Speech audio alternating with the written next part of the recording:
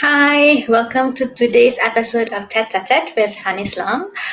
Thank you for joining me today. It's been pretty hot day, I think, in Kuala Lumpur, but nice blue skies and white clouds I can see outside my window. Hopefully, you get to see the same view that I can.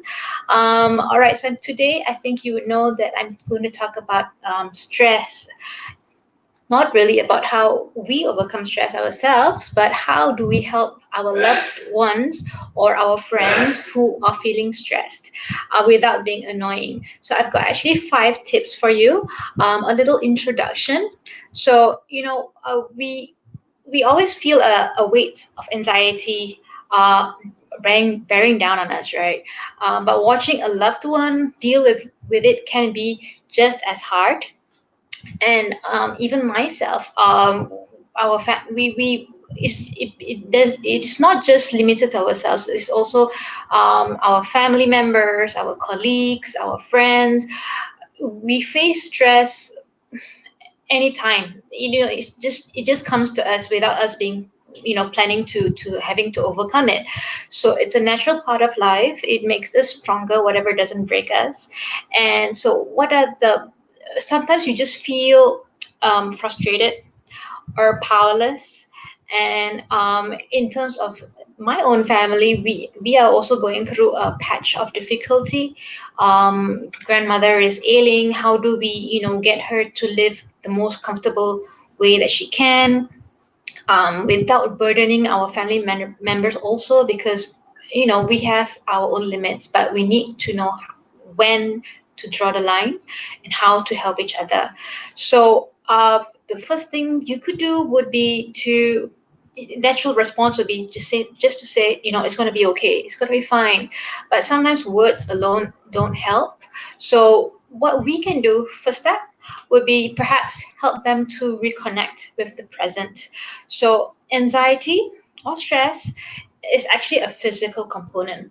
So you've always thought that you can think your way out of it, but it actually affects you physically.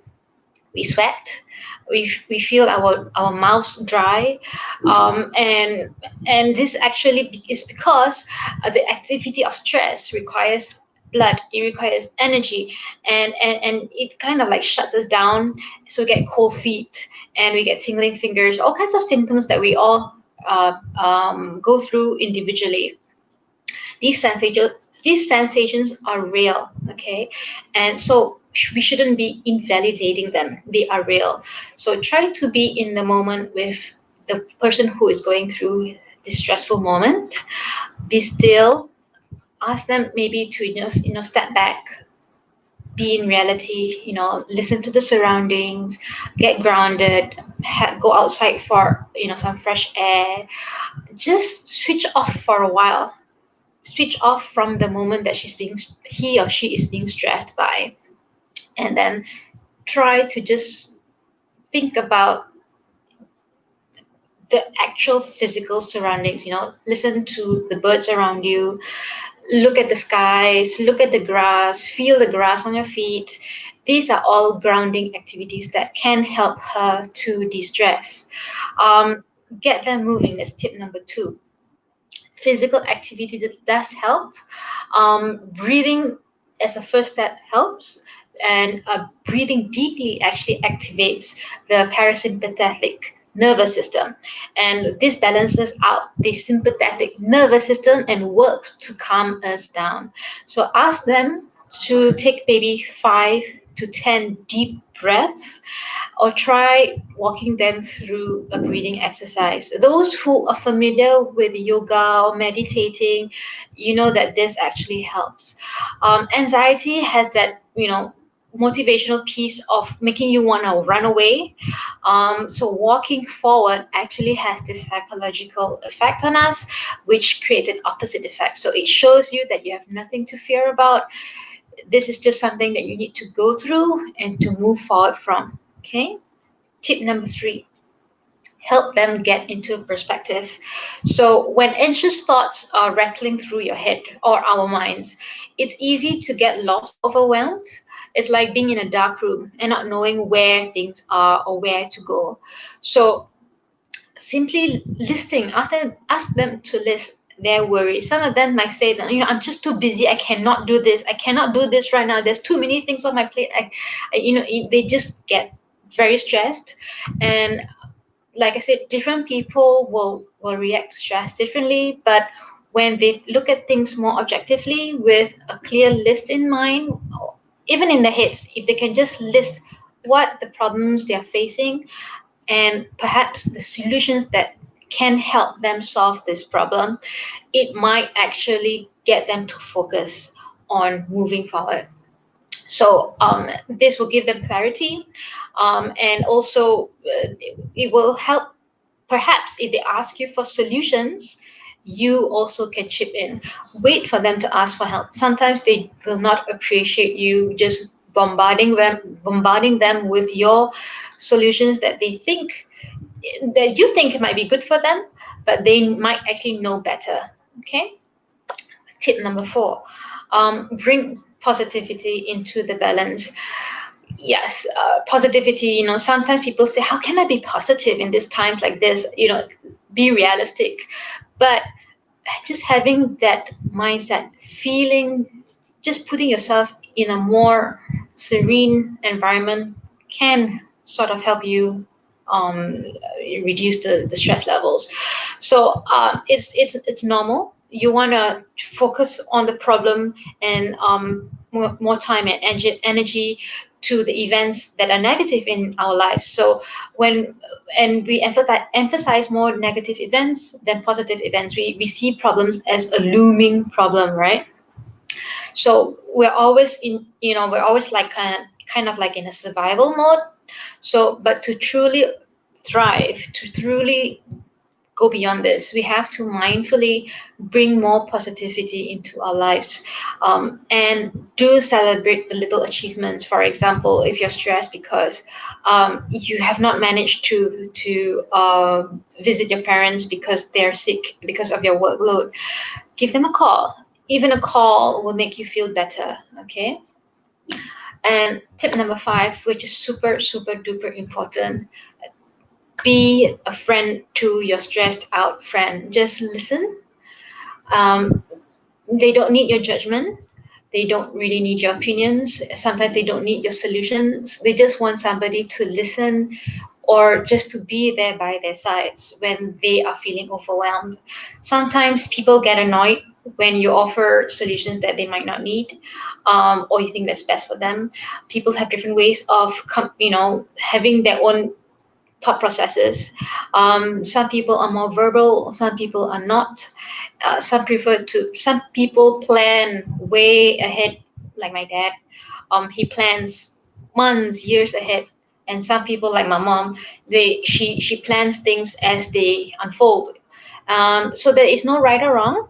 It's just how people react to different ways, right? Or different stress levels. So the best thing you can do is listen and ask them how you can help, and give them the sense of control. So to wrap this session up, I'm just gonna share with you a little story. Some of you might have already heard about it. It's not a completely new story, but I'm just gonna share it anyway. So this is the story of the jar and pebbles. So when things seem like they're too much to handle, when it doesn't seem like there's enough hours in a day, um, remember this story. So a professor, he stood before his class and he had some items before him: a jar, a very large and empty mayonnaise jar, and proceeded to fill it with golf balls. So he then he asked the students if the jar was full. They agreed that it was. But the professor then picked up the box of pebbles and proceeded to pour them into the jar. And he shook the jar gently. The pebbles started to roll into the crevices, into the open areas between the golf balls.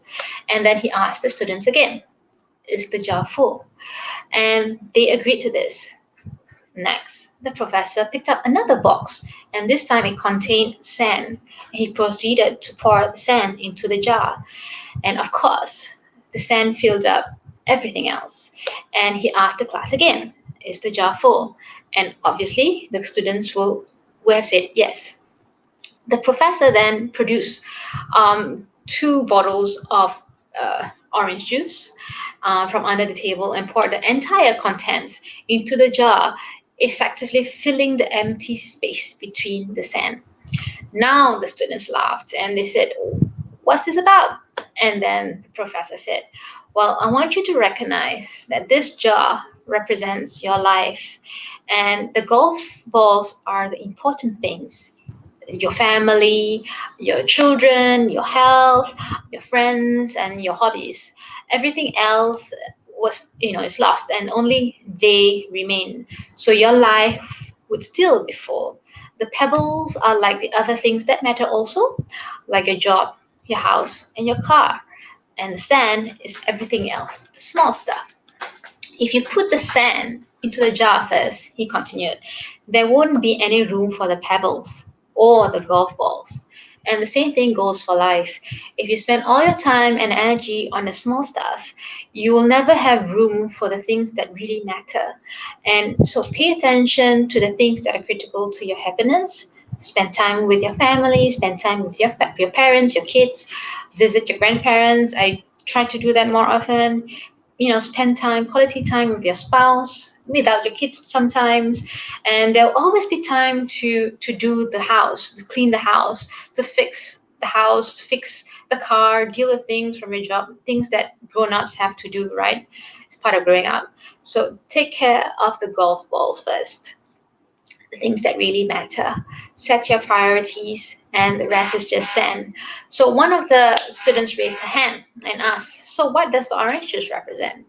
And the professor smiled and said, I'm glad you asked. Well, the juice shows you that no matter how full your life may seem, there's always room for a couple of juices or coffee or tea with a friend. So I hope you enjoyed this session, and I hope you are able to help your friend feel less stressed. Go out with her, spend time with her or him. Sometimes they just need a bit of time out. Try to give that time out to them so that they can also internalize themselves, prioritize themselves, because to care for others, you need to care for yourself too.